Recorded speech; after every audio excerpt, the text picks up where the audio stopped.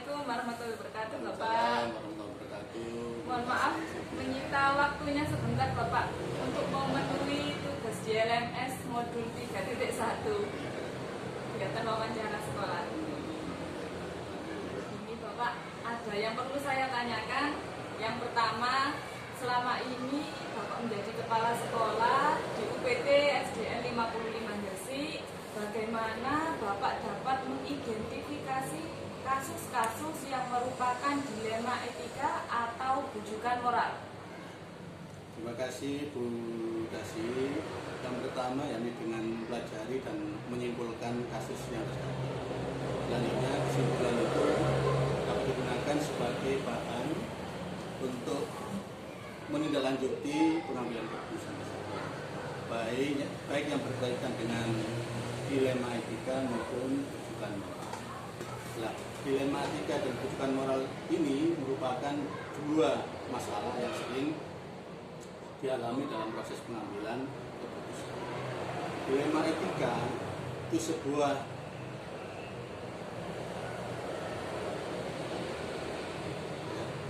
strategi di mana keduanya sebuah situasi di mana keduanya benar, namun bertentangan dalam pengambilan keputusan.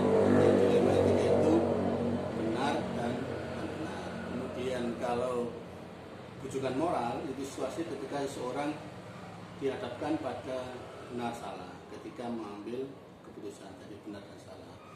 Dalam mengambil keputusan kedua tersebut antara dilema etika dan bujukan moral, yang lebih susah itu dilema etika. Dilema etika ini ada hubungannya dengan kecintaan, kemudian barangkali kebenaran. Tetapi untuk yang dilema bujukan moral itu kita mudah Tadi sudah dijelaskan Bapak bahwasannya dalam pengambilan keputusan di sekolah ada dua nih Bapak, dilema etika dan bujukan moral. Kemudian terutama ini Bapak pada kasus-kasus di mana dua kepentingan ini sama-sama benar, saling ini ada sebuah pendapat. Nah, pendapat yang memiliki kebenaran yang sama, tetapi dalam mengambil keputusan tersebut ini mengandung nilai kebajikan. Nah, nilai kebajikan yang terkandung di dalam nilai ini, bujukan moral ataupun dilema etika ini yang bagaimana Bapak? Ya, jadi saya berpedoman pada 3 prinsip cara berpikir dalam pengambilan keputusan. Yang pertama berbasis hasil analisis. Kemudian yang kedua peraturan. Kemudian yang keempat rasa berpikir. Yang ketiga rasa berpikir. Jadi saya berpatokan pada 3 prinsip tersebut. Kemudian perlu saya garis bawahi bahwa setiap keputusan yang saya ambil, keputusan yang saya ambil tentunya tidak bisa menangkap, tidak bisa memuaskan semua pihak. Tentunya ada yang merasa disakiti, ada yang merasa tidak dihargai pendapatnya dan sebagainya. Itu risiko dari seorang pimpinan. Jadi kita sering di luar dicemooh orang, kemudian dihujat orang, kemudian jawabannya yang dirasani, ya gara-gara kita mengambil keputusan itu sudah kebijakan. Itu merupakan suatu risiko sebagai seorang pimpinan. Tapi kita insyaallah semuanya akan Mengingat sekolah kita ini sekolah besar ya Pak. Betul. Banyak gurunya, Betul. banyak wali muridnya juga. Betul. Pasti berbagai macam pendapat nantinya pasti akan muncul. Oh, di rumah saja punya 2 anak saja, satu diberikan ini, satu tentunya ini. Kemudian kita belum tentu bisa menyenangkan keduanya. Apalagi kita organisasi yang besar di sekolah yang begitu besar, tenaga pengajar, kemudian ada karyawan dan sebagainya, kemudian muridnya juga besar, wali muridnya juga banyak. Nah, tentunya saya tidak bisa mengambil keputusan kemudian menyenangkan semua senang, tidak bisa. Pasti ada satu dua yang merasa tidak enak dengan keputusan itu. Tapi kita berdasarkan musyawarah mufakat, kemudian kita dapat yang sekiranya masuk di akal, kemudian juga saya komunikasikan dengan atasan saya. Bapak, selanjutnya langkah-langkah atau prosedur seperti apa yang biasa Bapak lakukan selama ini? Yang pertama, kita analisis usaha tersebut, kemudian kita kaji baik buruknya. Seandainya banyak manfaatnya, banyak baiknya, itu sebagai dasar kita mengambil keputusan. Tapi kalau nanti di hari banyak buruknya, banyak menimbulkan masalah, insya Allah nanti kita akan saya putuskan. Memang dalam mengambil keputusan harus banyak sekali pertimbangan, Betul, Bapak ya. betul. Banyak sekali pertimbangan. Ya, tadi kembali, saya yakin kita semuanya senang.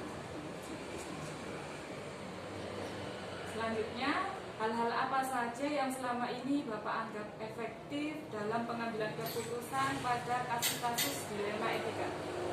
Pada kasus dilema etika benar-benar ya, saya tentunya dalam mengambil keputusan dalam mengingat hal yang besar. Kalau seandainya nanti semuanya itu menginginkan kebaikan, kemudian saya kira itu benar, dan kemudian bermanfaatnya untuk kebaikan semua, kemudian untuk kemajuannya, maka itu yang akan saya putuskan.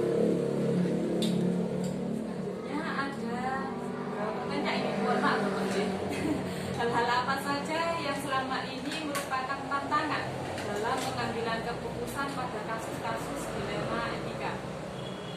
Banyak tantangan-tantangan seperti yang sudah saya sampaikan. Jadi tantangan tersebut tentunya pasti ada. Dan seandainya saya memutuskan sesuatu, pasti ada tantangan. Tantangan itu bisa berupa saya dihujat, saya dimarahi, kemudian saya diintimidasi, kemudian saya dilakukan kepemimpinan saya itu memang yang penting kita berjalan di atas yang benar. Selanjutnya, apakah Bapak memiliki sebuah tata kala atau jadwal tertentu dalam sebuah penyelesaian kasus dilema etika? Apakah Bapak langsung menyelesaikan di tempat waktu itu juga, atau memiliki sebuah jadwal untuk menyelesaikannya dalam bentuk prosedur seperti apa? Dalam rangka penyelesaian kasus itu melihat kasusnya ringan, sedang atau berat. Kalau memang kasusnya itu ringan ya kita selesaikan pada saat itu. Tapi kalau kasusnya itu berat, saya akan mencari jadwal karena kapan kita bisa menemukan yang masalah tersebut dan nanti kita berikan solusi atau keputusan sesuai. Adakah seseorang atau faktor-faktor apa yang selama ini mempermudah atau membantu Bapak dalam pengambilan keputusan dalam kasus-kasus dilema etika? Dalam kasus dilema etika tentunya misalnya sebagai pertimbangan dan pertimbangan yang pertama atasan saya, yang kedua dari tim-tim yang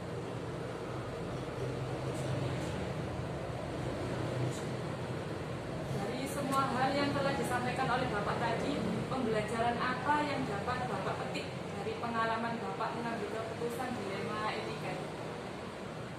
ya, jadi untuk keputusan dilema etika ini karena sama-sama benarnya ya, sama-sama benarnya. Dalam dunia tentunya banyak kemudian bagusnya lagi itu kalau kita memang sudah menuju pada kemanfaatan yang menjadi sesuai dengan kebijakan dari atasan, saya yakin kita akan sama